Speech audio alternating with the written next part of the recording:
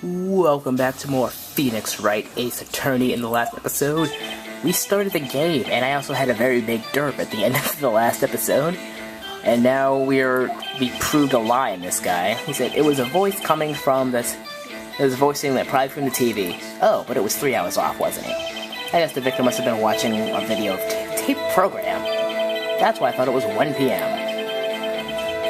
Terribly sorry for the misunderstanding. You lie. It's frankly obvious where he's lying. Yeah, we got this. Another epic screenshot. See, when you found the body, you heard the time. There was a voice saying it was probably coming from the TV. If it was one, yeah, you are an idiot, so, hold it right there. The prosecution has said there was a blackout at the time of the discovery, and this record proves it.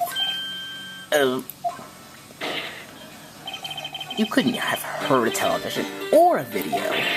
Yeah. The defense has a point. Do you have an explanation for this, Mr. Sahwit?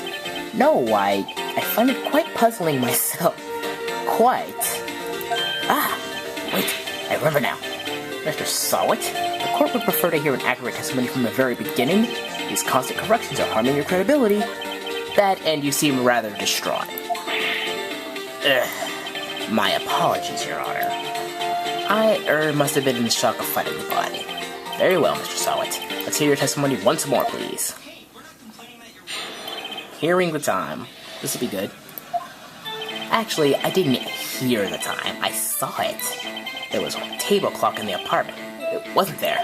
Yeah, the murder weapon. The killer used it to kill the victim. Wait a second. This is not a clock. It's a statue. You suck, dude.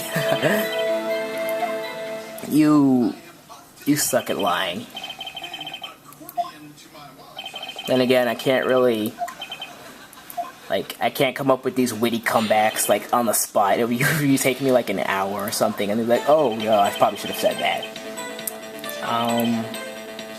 Let's just press it here to see here. Hold it. A table clock? Was there a clock at the scene? This is the first I've heard of it. Yeah, the murder weapon. The killer used it to kill the victim.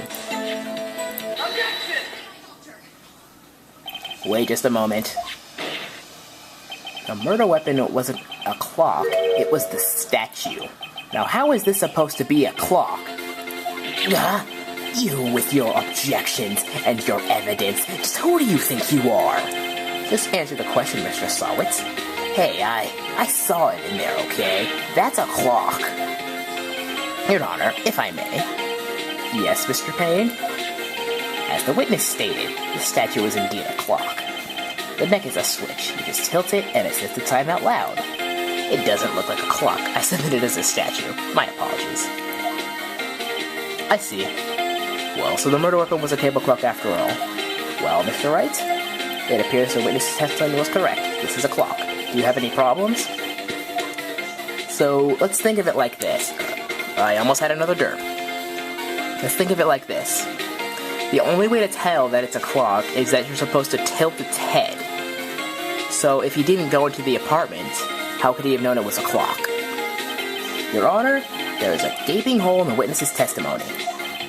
The only way he could have known that the weapon was a clock was to hold it in his hand. Yet the witness testified that he never entered the apartment. Clearly a contradiction. Indeed.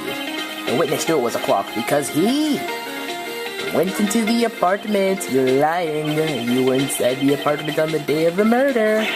Oh yeah? Prove it. Prove I went in there. I'll do better than that. I can prove you are the one who killed her. Okay, I'll still talk like that.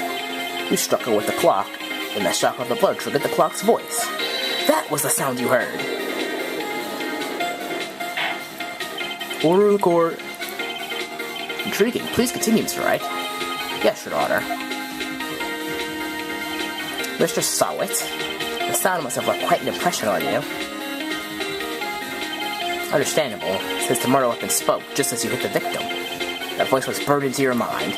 That's why you were so certain about the time. But wait, what's the meaning of this? This is all just baseless conjecture. faceless? Just look at the witness's face. Would the witness care to elaborate? Did you strike the victim with the clock? That day, I never... Look, the clock, I heard... No, I saw... Gross. Shut up, I hate you. I hate you too. He killed her, and he should burn. Give him death. Put your hair back on.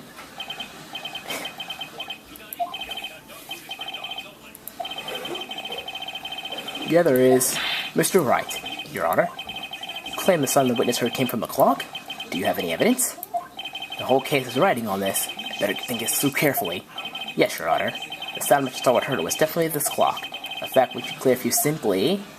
let's try sounding it. Let's sound the clock here. Right now in this court.